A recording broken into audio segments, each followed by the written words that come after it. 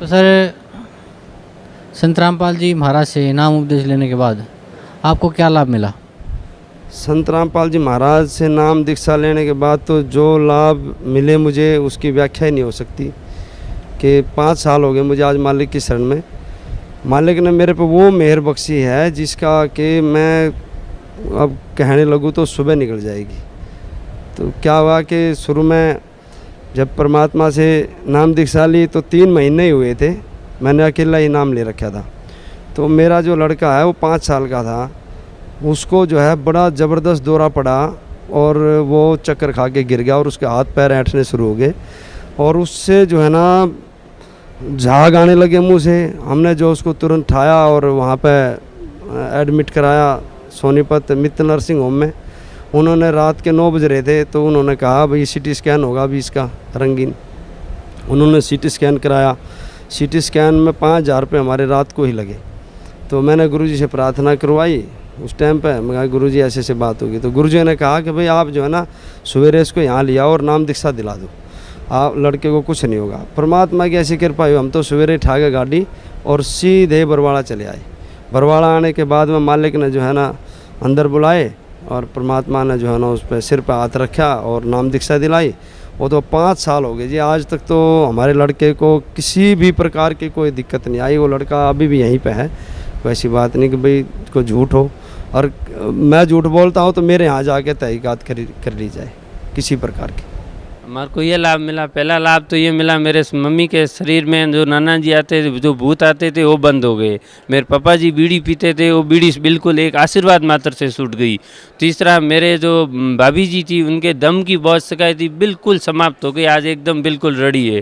और मेरे बच्चे को छोटा सा था, डॉक्टरों के पास ले जा, जो नमूनिया की शिकायत थी, बोले 10 साल का तक ये बच्चा रहेगा तब तक इसको ये शिकायत रहेगी। यहाँ आने के बाद मैम 5 भाई हैं, 3 भाई के बच्चे मेरे पास वहाँ जोधपुर में पढ़ते हैं, 9 बच्चे हैं, जिसमें आज 2 साल हुए एक भी बच्चे को अभी तक कभी किसी को हॉस्पिटल ले जाने का ही काम नहीं रखा।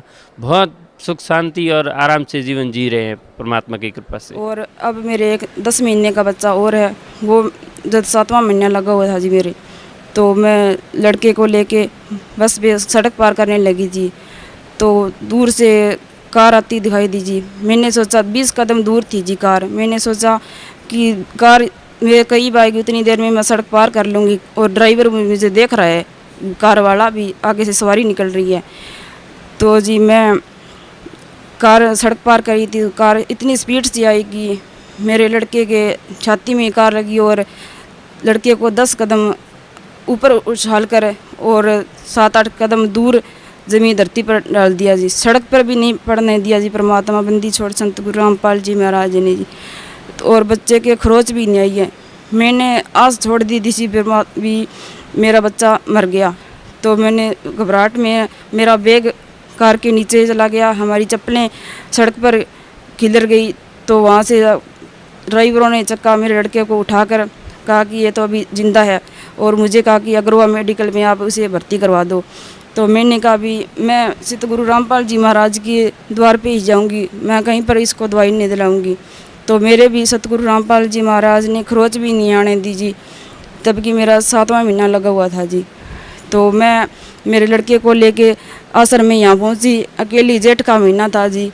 और आश्रम में कदम रखते हुए जी मेरे लड़के को मैंने पूछा कि बच्चा तेरे दर्द तो नहीं हो रहा? लड़के ने कहा जी नहीं मम्मी मेरा दर्द नहीं हो रहा। तो मैं आते ही गुरुजी दर्शन दे रहे थे, मैं सीधी दर्शन में लाइन में चली गई। गुरुजी से मैंने बताई बात, गुरुजी मेरा एक्सीडेंट हो गया था जी, मेरे लड़के को आज बाल बाल बच गए जी, परमात्मा आपने ही ने बचाया। गुरुजी ने हंस के कहा जी बेटा कुछ ज़्यादा तो नहीं लगी जी? मैंने कहा जी नहीं ज़्यादा नहीं लगी जी। इससे और बड़ा चमत्कार मेरे लिए आज तक ज़िंदगी में कभी नहीं हुआ जी, जो मेरे लड़के को परमात्मा ने मौत के मुँह से बचा लिया। टीवी देख रहे थे मैं घर पे, तो धीरे धीरे चैनल लगाते लगाते साधना चैनल लग गया, उस पर ये हिसार बरवाला लिखा हुआ था। तो मैंने किया ये वही गुरुजी है जो अपनी ज्ञान गंगा में का, तो देखा तो भी उनका नंबर था। फिर मैं अस्पताल में जब भर्ती था तो जब टीवी मेरा भाई देखता था नहीं, तो ये नंबर यहाँ के नोट कर लिए उन्होंने और टीवी पर से, और यहाँ पर भक्त जी के पास में उन्होंने फ़ोन लगाया तो उन्होंने की कि मेरे भाई की ऐसी तबीयत है। और उसी टाइम मेरे बड़े भाई वाला के मुँह तरफ इतना खून आने लग गया, इतना खून के वो भी बिल्कुल था। और उसी टाइम मेरे उसी के छोटे बच्चे का पैर भी टूट गया, मतलब पूरा परिवार दुख में डूबा हुआ था, कोई भी चारा नहीं था। मतलब सभी सोचने लगे थे अब अपनी यानी बिगड़ गई बंडी पूरी, क्योंकि मेरे 2 बच्चियाँ हैं, बीवी है।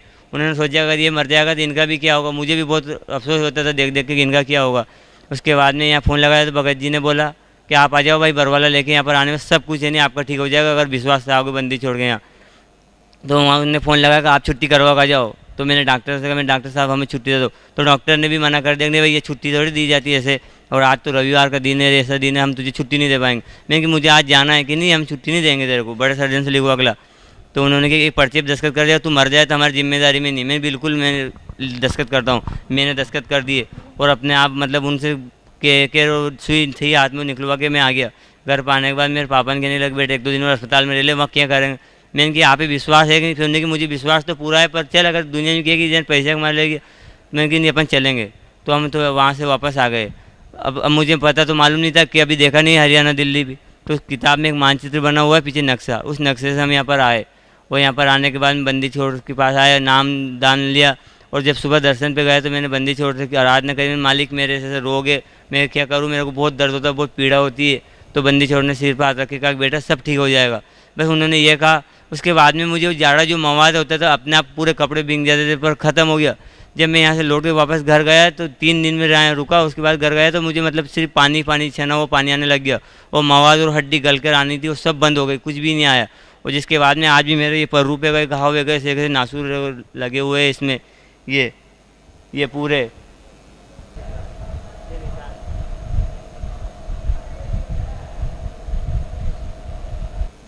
पर इसमें मवाद नहीं निकलता है और न दर्द होता है, लेकिन परमात्मा की कृपा से परमाने कभी मान नहीं सकते, विश्वास नहीं होता। मैं दिखाता हूँ मेरे गांव वालों को, कहता हूँ सभी को कहता हूँ, तो पहले सब ने हंसी उड़ाई। उसके बाद में जब मेरे को सभी दुख, हमारा घर पूरा परिवार आ गया, मेरे घर से मेरे पूरा परिवार है और 28 लोगों में लेके यहाँ पर नाम उपदेश के लिए लाया हूँ।